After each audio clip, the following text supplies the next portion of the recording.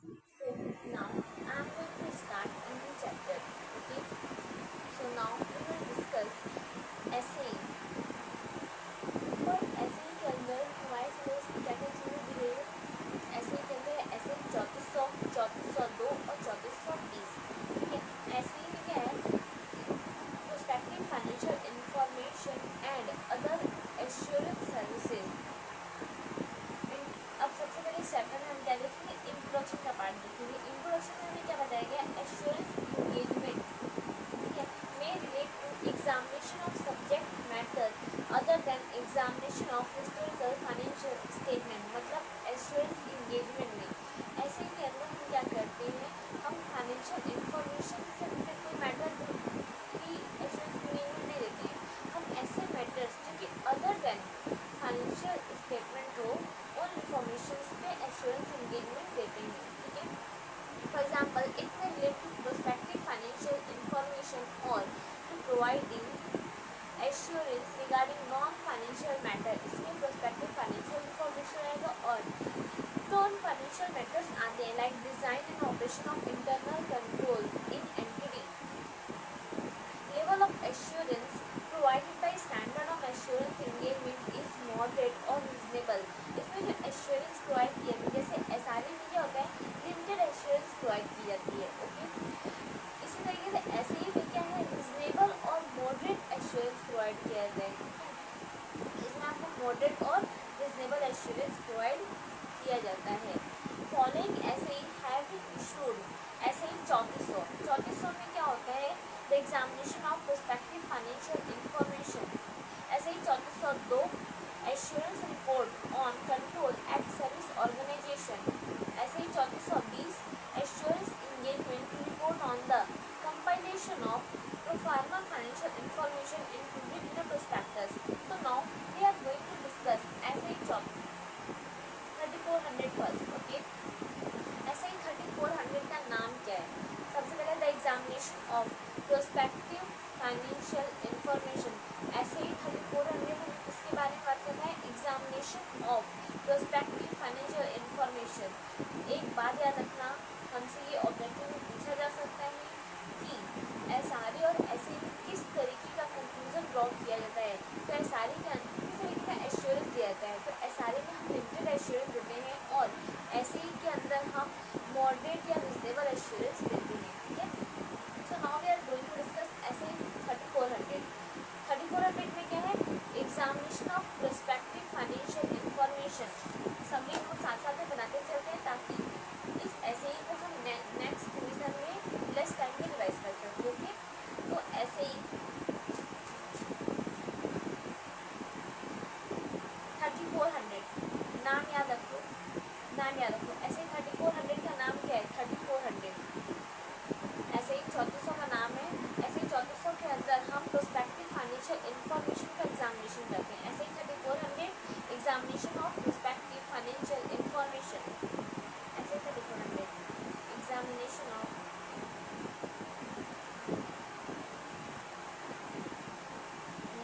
Of prospective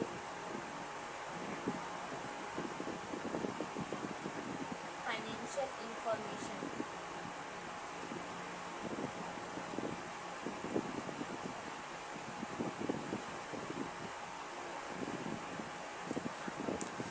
तो इसकी basics क्या है?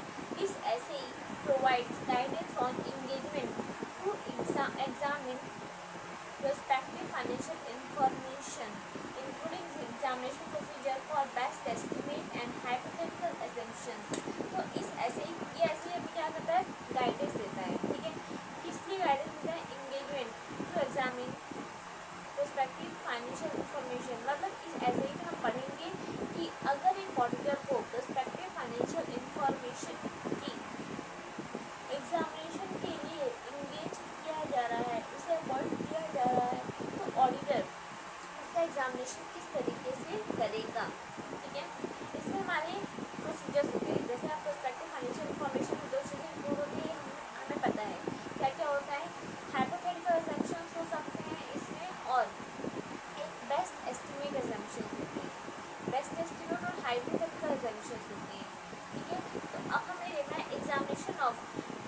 PFI. PFI means prospective financial information need not necessarily performed by statutory auditor of the entity. तो ये हमसे ऑब्जेक्टिव पूछा जा सकता है कि क्या प्रोस्पेक्टिव फाइनेंशियल इंफॉर्मेशन PFI का एग्जामिनेशन सिर्फ स्टैट्यूटरी ऑडिटर ही कर सकता है या ऐसा ऑडिटर जो एंटिटी का स्टैट्यूटरी ऑडिटर भी वो भी कर सकता है. द आंसर इज ये जरूरी नहीं है कि PFI का एग्जामिनेशन एंटिटी के स्टैट्यूटरी ऑडिटर के द्वारा ही कराया जाए. कोई इंडिपेंडेंट ऑडिटर भी इसका एग्जामिनेशन कर सकता है. ठीक है, इसका मतलब है कि हम PFI के एग्जामिनेशन के लिए दूसरे ऑडिटर को अपॉइंट कर सकते हैं. जरूरी नहीं कि हमारे एंटिटी का जो इंडिपेंडेंट ऑडिटर हो वही करे. Meaning of the certain terms. अब हम यहाँ पे कुछ टर्म्स की मीनिंग को समझेंगे. मीनिंग ऑफ सर्टेन टर्म्स जैसे PFI प्रोस्पेक्टिव फाइनेंशियल इंफॉर्मेशन होता क्या है. ठीक है, PFI is financial information based on assumption about event that may occur in future and possible action by the entity. PFI can be in the form of forecast or projections. ठीक है, तो PFI क्या होता है? Financial information होता है based on assumptions about event. मतलब PFI के अंदर हम क्या करते हैं? उन assumptions को देखते हैं. प्रोस्पेक्टिव फाइनेंशियल इंफॉर्मेशन में हम उस assumptions को देखते हैं about the event that may occur in अगर फ्यूचर जैसे किसी प्रोस्पेक्टिव फाइनेंशियल इंफॉर्मेशन क्या होता है?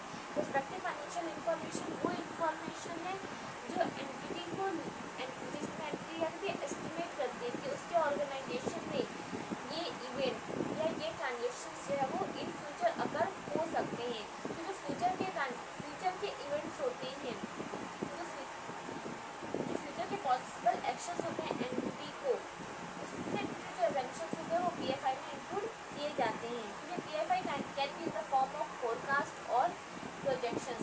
इसका मतलब है PFI के अंदर प्रोस्पेक्टिव फाइनेंशियल की इंफॉर्मेशन के अंदर फोरकास्टेड इंफॉर्मेशन होती है. ठीक है, इसमें प्रोजेक्टेड रिपोर्ट क्या कहते हैं? प्रोजेक्शंस होता है जिसमें प्रोजेक्टेड फाइनेंशियल स्टेटमेंट बनाते हैं.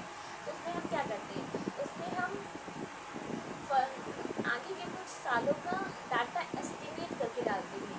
इसी तरीके से हमारे प्रोस्पेक्टिव फाइनेंशियल इंफॉर्मेशन में होता है, इसमें फ्यूचर में होने वाले इवेंट या कोई पॉसिबल एक्शन को एस्टिमेट किया जाता है. उससे रिलेटेड जो है वो प्रोस्पेक्टिव फाइनेंशियल इंफॉर्मेशन में होते हैं.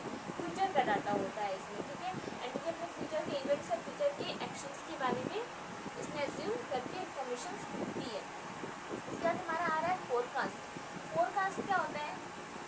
Forecast means prospective financial information prepared on the basis of assumptions about future events and actions which management expect to take place. Projection क्या होता है? मतलब फोरकास्ट और PFI की मीनिंग एकदम सेम है. फोरकास्ट में भी एस्टिमेट मतलब PFI दो तरीके से बनाता है. एक हम फोरकास्ट बेसिस पर बना सकते हैं. फोरकास्ट का मतलब है बेस्ट एस्टिमेट, और दूसरा है हाइपोथेटिकल assumption के बेसिस पर भी हम बना सकते हैं. ठीक है, तो फोरकास्ट हमें समझ में आ गया. फोरकास्ट में जब हम PFI को बेस्ट एस्टिमेट के बेस पर बनाते हैं तो उसे हम बोलते हैं कि हमारा जो PFI है वो फोरकास्ट बेस पर तैयार हुआ है. इसके बाद हमारा आता है प्रोजेक्शन. प्रोजेक्शन में क्या है? Projection means PFI prepared on the basis of hypothetical assumptions about future events and management actions which are not necessarily expected to take place when entities are in startup phase. मतलब hypothetical assumptions में क्या होता है? Company अपने कुछ actions को या transactions को, कुछ इवेंट को बहुत हाइपोथेटिकल करके अज्यूम करती है. हाइपोथेटिकल का मतलब होता है बढ़ा चढ़ा के एस्टिमेट करना, बढ़ा चढ़ा के यूसेजेस को बनाना. तो फ्यूचर में होने वाले इवेंट या ट्रांजेक्शंस का एंटिटी क्या करती है? वो बहुत बढ़ा चढ़ा कर एस्टिमेट करके इसमें लिखती है. हाइपोथेटिकल न्यूज़ को प्रेजेंट करती है. ठीक है, जरूरी नहीं है कि वो चीज़ें वैसी ही हो इन फ्यूचर. ये जनरली जो स्टार्टअप फेज की एंटिटीज होती हैं वो करती हैं. ठीक है, और mixture of best estimate and hypothetical assumption. Management is responsible. तो हमें समझ में आ गया PFI दो तरीके से तैयार की जा सकती है. PFI क्या होता है? प्रोस्पेक्टिव फाइनेंशियल इंफॉर्मेशन, मतलब फ्यूचर में अगर होने वाले इवेंट का हम यहाँ पे assumptions करते हैं. वो फ्यूचर में होने वाले फाइनेंशियल इंफॉर्मेशन हमारे यहाँ पे इसमें होते हैं. क्योंकि ये दो तरीके से होगा, फोरकास्ट बेस पर और प्रोजेक्शन बेस पर. हाइपोथेटिकल समझ में आ गया क्या होता है? Management is responsible for preparation and presentation of the PFI। ये ऑब्जेक्टिव में पूछ सकता है, हालांकि इतने इजी ऑब्जेक्टिव्स आते नहीं है हमारे CA फाइनल में, स्टिल हम एक ऑब्जेक्टिव की जैसे इसको तैयार कर सकते हैं कि PFI कौन प्रिपेयर करता है। PFI is prepare by the management. Okay, तो PFI management is responsible for preparation and presentation of the PFI। PFI को बनाने के लिए और उसको प्रेजेंट करने के लिए मैनेजमेंट रिस्पॉन्सिबल होती है। ये हम लोग हाईलाइट कर लेते हैं कि मैनेजमेंट जो है PFI को बनाने के लिए और उसको प्रेजेंट करने के लिए मैनेजमेंट रिस्पॉन्सिबल होती है। Including identification and disclosure of source of information.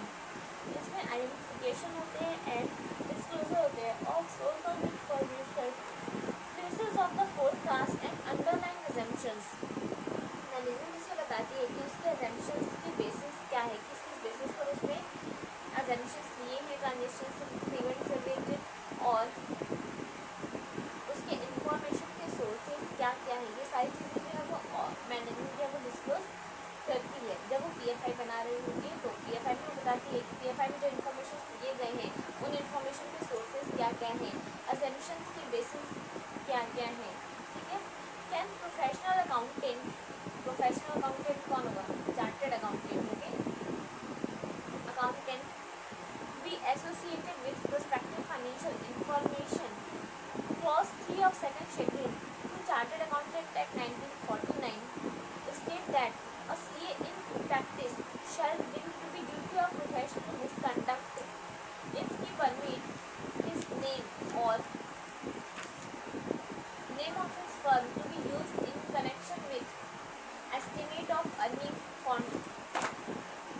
contingent upon future transactions, ठीक है, in a manner which may lead to the belief that he vouches for accuracy of the forecast। इसका मतलब है कि हम ये जानते हैं कि चार्टर्ड अकाउंटेंट एक्ट 1949 के सेकंड शेड्यूल की क्लॉज 3 में हमें ये बताया गया है कि एक चार्टर्ड अकाउंटेंट अपना नाम या अपनी फर्म का नाम किसी भी ऐसे ट्रांजेक्शन के लिए जो कॉन्टीजेंट हो, ठीक है, जिसकी अर्निंग कॉन्टीजेंट हो,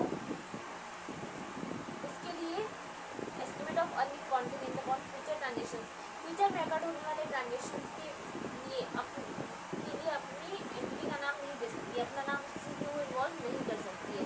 ठीक है, अबाउट क्लॉज मतलब क्या ये समझ में आ गया है कि चार्टर्ड अकाउंटिंग जो है वो कॉन्टीजेंट अर्निंग के ऊपर की ऑडिट नहीं करता है। कॉन्टीजेंट अर्निंग में वो अपना कोई पार्ट नहीं रखता है, उसमें उसकी ऑडिट के लिए वो अपना नाम देता है या तो अपनी फर्म का नाम दे सकता है। अगर ऐसा करता है मतलब उसको अपना व्यू नहीं प्रेजेंट करना है किसी कॉन्टीजेंट अर्निंग के ऊपर या फ्यूचर में अकाउंट होने वाले किसी ट्रांजेक्शन के ऊपर। ओके, तो अगर ऐसा करता है तो प्रोफेशनल मिसकंडक्ट माना जाता है। मतलब सीधी सी बात है कि ऑडिटर को अपना नाम, अपना व्यू सिर्फ जो इवेंट्स अकर हो चुके हैं उसके ऊपर देना है, कि उसके ऊपर ही अपना ओपिनियन वो दे सकता है। फ्यूचर में अगर उन्होंने ट्रांजेक्शन के ऊपर वो अपना ओपिनियन नहीं दे सकता है। अगर वो ऐसा करता है in that case will be considered as professional misconduct. Above clause does not preclude CA from associating his name with PFI. CA can practice in preparation of forecast and can review them। लेकिन ये जो clause है ये CA को prospective financial information बनाने से नहीं रोकता है। ठीक है, उस clause में कहता है कि चार्टर्ड अकाउंटेंट किसी कॉन्टीजेंट अर्निंग के ऊपर के लिए अपना नाम या अपनी फर्म का नाम नहीं दे सकता है, क्योंकि उसकी ऑडिट को नहीं करेगा, उसके लिए वो रिस्पॉन्सिबल नहीं होगा। लेकिन PFI में क्या होता है, PFI के लिए चार्टर्ड अकाउंटेंट अपना नाम दे सकते हैं, PFI की ऑडिट चार्टर्ड अकाउंटेंट कर सकता है। Can practice in preparation of forecast, वो फोरकास्ट बना सकता है। ये जो है चार्टर्ड अकाउंटेंट, हमें पता है प्रोजेक्ट फाइनेंशियल स्टेटमेंट कौन बनाता है, चार्टर्ड अकाउंटेंट बनाते हैं। ओके, तो यहाँ पे बोला CA can practice in preparation of forecast and can review them, वो फोरकास्ट बना भी सकता है और उसकी रिव्यू भी वो कर सकता है। Provided he indicate clearly in his report source of information, basis of forecast and major assumptions made in arriving at forecast, and he does not vouch for accuracy of the forecast. Same also applies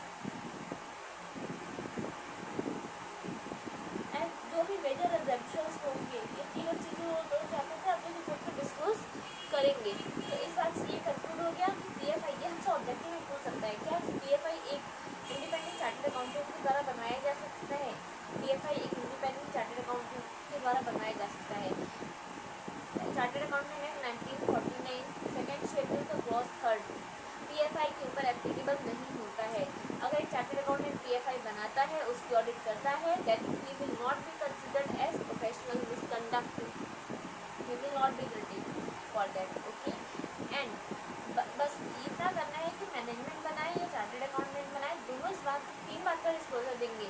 major असेम्पशंस है जो आपके, उसको आप disclose कीजिए। आपकी forecast का basis क्या है वो आप बताइए, आपकी इन्फॉर्मेशन के सोर्सेज क्या है वो आप बताइए। ओके, अब नेक्स्ट पॉइंट इज, तो अभी हमने क्या पढ़ा है कि हमने बेसिक्स पढ़ लिया है, ठीक है। ऐसे ही 3400 के अंदर हमने बेसिक्स पढ़ा। बेसिक्स में हमने क्या क्या पढ़ा, बेसिक्स में हमको सबसे पहले पीएफआई की मीनिंग बताई गई है, फिर फोरकास्ट की मीनिंग और प्रोजेक्शन की मीनिंग बताई गई। पीएफआई का मीनिंग समझ में आ गया। पीएफआई में असेम्पशंस होती है फ्यूचर में अकर होने वाले इवेंट और पॉसिबल एक्शंस के, ठीक है। फोरकास्ट का भी सेम मीनिंग है, बस ये बेस्ट एस्टिमेट होता है, बहुत हाई फाई बढ़ा चढ़ा के इसमें मैनेजमेंट नहीं बताती है। हाइपोथेटिकल असेम्पशंस में मैनेजमेंट बढ़ा चढ़ाकर बताती है, हाइपोथेटिकल तरीके से चीज़ों को इन्फॉर्मेशन को प्रेजेंट करती है, ठीक है। जनरली ये स्टार्टअप की कंपनीज ही करती है। इसके बाद हमने पढ़ा था कि कौन बनाता है, पीएफआई बनाता कौन है, मैनेजमेंट बनाती है। मैनेजमेंट बनाती है, उसका प्रेजेंटेशन और डिस्क्लोजर दोनों मैनेजमेंट ही करेगी, प्रिपरेशन और प्रेजेंटेशन दोनों मैनेजमेंट करती है। इसके बाद हमने देखा कि क्या चार्टर्ड अकाउंटेंट एक्ट 1949 में clause 3 of second schedule PFI पे एप्लीकेबल होगा तो नहीं होगा। चार्टर्ड अकाउंटेंट पीएफआई बनाता भी है और उसकी ऑडिट भी करता है, और इसके लिए वो प्रोफेशनल मिसकंडक्ट नहीं माना जाता है, और बस उसको भी ये डिस्क्लोजर देना होगा कि सोर्स ऑफ इंफॉर्मेशन क्या है आपके, और आपकी बेसिस ऑफ असेम्पशंस क्या और मेजर असेम्पशंस जो भी आपको डिस्क्लोज करना पड़ेगा। Nature of assurance regarding PFI, PFI के कंसर्न में चार्टर्ड अकाउंट पीएफआई के कंसर्न में किस तरीके का एश्योरेंस दिया जाता है। जैसा कि हमने ऐसे ही में पढ़ा है कि मॉडिफाई और रिजनेबल एश्योरेंस देते हैं, एसआरई में लिमिटेड एश्योरेंस देते हैं, ऐसे ही में रिजनेबल और मॉडिफाई ओपिनियन दिया जाता है, ठीक है। अब यहाँ बोला है PFI relate to event that have not yet occurred, PFI उन इवेंट से रिलेटेड होता है जो अभी अकर्ड नहीं हुए, फ्यूचर में अकर्ड होने वाले हैं, okay. And might not occur, और हो भी सकता है कि वो फ्यूचर में अकर्ड ना हो। यहाँ पे सिर्फ अजम्पशन होता है, एस्टिमेट होता है कि ऐसा फ्यूचर में हो सकता है, ये इन्फॉर्मेशन फ्यूचर में ऐसी हो सकती है। Therefore opinion as to whether result shown in the PFI will be achieved cannot be expressed, इसलिए opinion as to whether result shown in PFI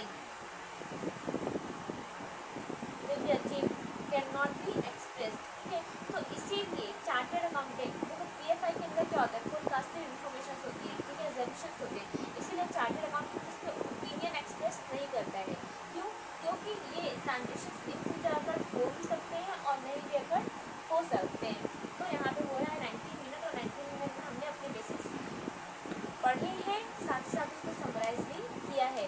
इससे कोई बड़े क्वेश्चन नहीं आने वाले हैं। हाँ, ऑब्जेक्टिव 2-3 यहाँ पे बन सकती है, जैसे पीएफआई का ऑडिटर से क्या रिलेशन है, ये आ सकता है, कौन रिस्पॉन्सिबल होता है, मैनेजमेंट चार्टर्ड अकाउंटेंट दोनों बनाते हैं, चार्टर्ड अकाउंटेंट की ऑडिट भी कर सकता है। तो 2-3 ऑब्जेक्टिव्स थे जो यहाँ पे तैयार किए जा सकते हैं। अब हमारा नेक्स्ट टॉपिक है precaution to be taken by auditor before accepting such an engagement, ठीक है।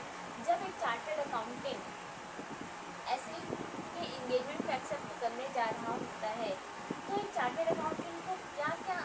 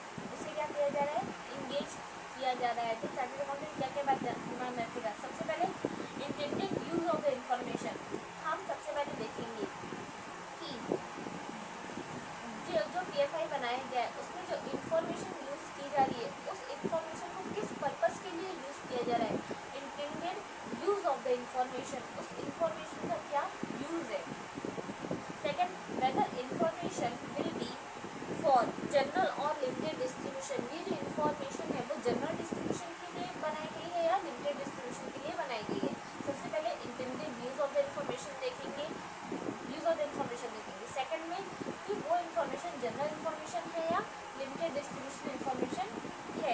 Third, nature of the assumptions, हमने जो अजम्पशन दिया है, मतलब सॉरी मैनेजमेंट ने जो PFI को प्रिपेयर करते समय अजम्पशंस दिया है, वो उस अजम्पशंस के क्या नेचर है, whether they are best estimate और हाइपोथेटिकल, हमें देखना पड़ेगा कि वो बेस्ट एस्टिमेट इंफॉर्मेशन है या हाइपोथेटिकल अजम्पशंस है। उसके बाद पीरियड कवर्ड बाय इंफॉर्मेशन, उस इंफॉर्मेशन में क्या पीरियड कवर्ड है ये भी हमको देखना होगा। उसके बाद देखना होगा elements to be included in information, information में क्या क्या एलिमेंट्स इंक्लूडेड है वो देखेंगे। इसके बाद तो हम यहाँ पे क्या करेंगे, हमें यहाँ पे टोटल 5 पॉइंट देखना होगा। 5 पॉइंट में सबसे पहले हम क्या देखेंगे, 5 पॉइंट हम देखेंगे, ठीक है। और इस 5 पॉइंट में हम सबसे पहले क्या देखेंगे, हमें सबसे पहले क्या देखना है कि हमारा सबसे पहला पॉइंट है हमारा कि हम देखेंगे intended use of the information. क्या रखो, intended use of the information, nature of the assumptions whether they are hypothetical or forecast, period covered by the PFI, उस इंफॉर्मेशन में कितने क्या पीरियड कवर्ड है। 3 पॉइंट हो गया। 2 पॉइंट हमें और याद करना है, रिकॉल करने की कोशिश करो हमने क्या पढ़ा था, ठीक है। अभी मैं भी आप लोग के साथ ही पढ़ रही हूँ और आप लोग के साथ ही तैयार कर रही हूँ। तो ये 3 हो गया। तो हम देखेंगे कि हमारा यूज ऑफ इंफॉर्मेशन क्या है, हमें देखना है कि वो जनरल डिस्ट्रीब्यूशन के लिए है या लिमिटेड डिस्ट्रीब्यूशन के लिए वो इंफॉर्मेशन है। 4 हो गया।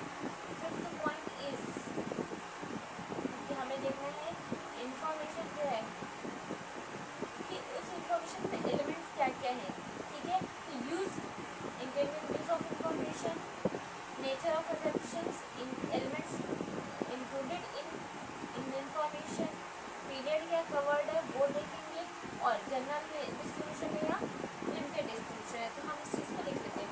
हमें एग्जाम में 3 वर्ड्स इसको याद करना पड़ेगा। टॉपिक है precaution to be kept by auditor while accepting engagement। तो सबसे पहला हमारा पॉइंट हो जाएगा, सबसे पहले हम क्या देखेंगे, सबसे पहले intended use of the information. पहला पॉइंट होगा intended use of information.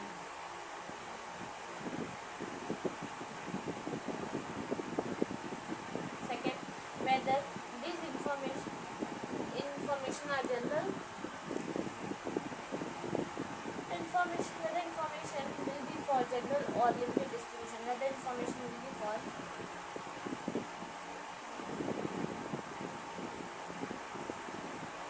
information will be for general or limited distribution।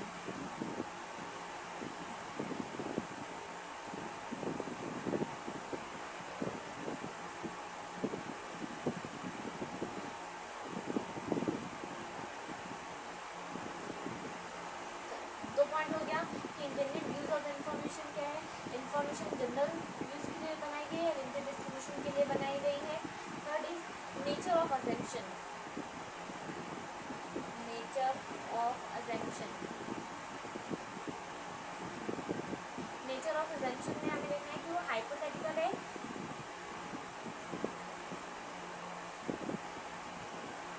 Hypothetical है या बेस्ट एस्टिमेट है।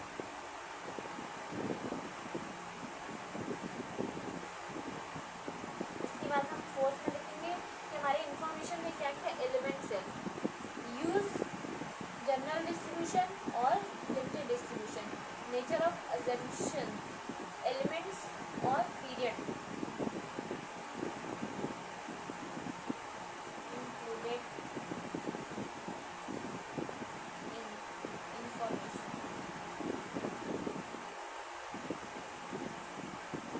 Period covered by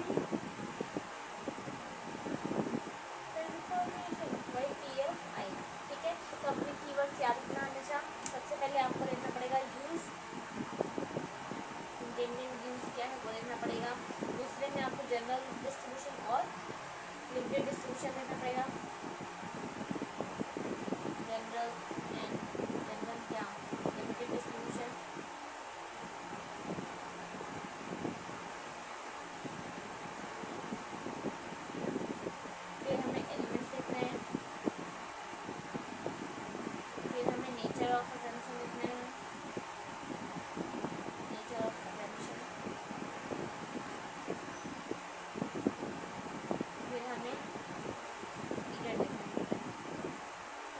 5 point auditor को, ये 5 प्रिकॉशन ऑडिटर को रखना पड़ता है। कौन कौन से प्रिकॉशन है? Intended use of the information, nature of the assumption, hypothetical है कि बेस्ट एस्टिमेट है, whether this information is collected for the general distribution or limited distribution, period covered by the information elements included in the information। ठीक है, तो याद रहेगा use, use, distribution, assumptions और period और एलिमेंट। ओके, 5 पॉइंट आपको याद रखना पड़ेगा। नेक्स्ट है duties of auditor who is examining the PFI. जो ऑडिटर पीएफआई की ऑडिट कर रहा है उसकी क्या क्या ड्यूटीज होंगी, उस चीज को हमें यहाँ पे देखना है। ठीक है, duties of auditor who is examining the PFI. एक ऑडिटर अगर पीएफआई की ऑडिट करने जा रहा है तो हमारी क्या ड्यूटी है, अभी हमें क्या क्या प्रिकॉशन रखना है वो हमने देख लिया। ठीक है, अभी हमें क्या क्या प्रिकॉशन रखना है वो हमने देख लिया। अब हम यहाँ पे देखेंगे कि हमारी ड्यूटी क्या क्या है। ठीक है, जब हम पीएफआई की को एग्जामिन कर रहे होते हैं तब हम यहाँ पे देखना है auditor should obtain sufficient and appropriate evidence as to whether PFI is properly prepared on the basis of assumption। Auditor की ड्यूटी है कि वो चेक करे कि पीएफआई जो है प्रॉपर्ली प्रिपेयर किया गया है assumptions के जैसे ही। PFI is properly prepared on the basis of assumption। Sorry guys, रात के 2 बज रहे हैं और मैं सुबह 5 बजे उठ जाती हूँ, तो मेरे घर के काम भी करने होते हैं, इस टाइम थोड़ी सी नींद आ रही है। कोई नहीं, सबके पूरे करने हैं तो रात को जाना ही पड़ेगा। तो पढ़ते हैं। Auditor should obtain sufficient and appropriate audit evidence as to whether PFI is properly prepared on the basis of assumption। Okay, तो सबसे पहले हमें ये चेक करना है, हम ऑडिटर हैं। ठीक है, हमें ये चेक करना है कि पीएफआई जो है वो प्रॉपर्ली प्रिपेयर किया गया है on the basis of assumptions के बेसिस पर ही पीएफआई को तैयार किया गया है। तो उसका बेस और इस चीज़ को चेक करेंगे कि वो assumption के बेसिस पर तैयार है या नहीं है। Second is management best estimate assumptions are reasonable and also consistent in case of hypothetical. क्या मैनेजमेंट ने जो बेस्ट एस्टिमेट assumptions लिए हैं वो रीजनेबल है, वो कंसिस्टेंट है हमारे हाइपोथेटिकल assumptions के साथ। ठीक है, PFI is properly presented and all detailed assumptions are adequately disclosed. PFI properly prepare किया गया और जितने भी मटेरियल assumptions है वो सब डिस्क्लोज किए गए हैं। ठीक है, PFI is prepared on consistent basis with historical financial statement. ठीक है, तो पीएफआई जो है वो हिस्टोरिकल फाइनेंशियल स्टेटमेंट के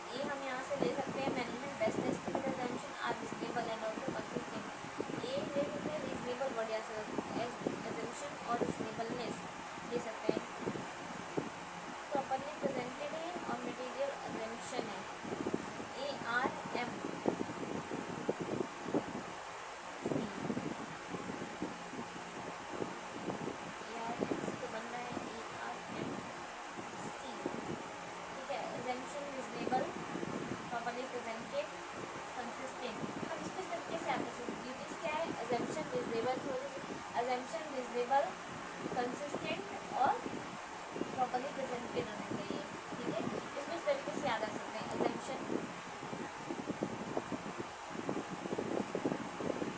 reasonable, properly presented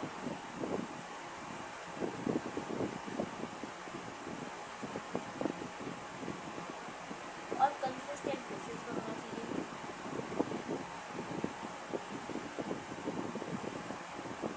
ठीक है। ऐसे हम याद कर सकते हैं। तो बेसिस ऑफ अजम्पशन क्या है ये देखना पड़ेगा हमारे को, और बेस्ट एस्टिमेट जो है वो रीजनेबल होना चाहिए,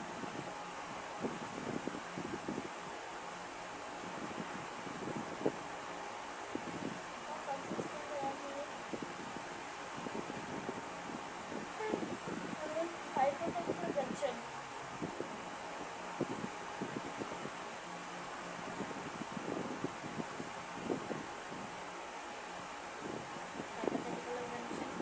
फिर प्रॉपर्ली प्रेजेंटेड होना चाहिए,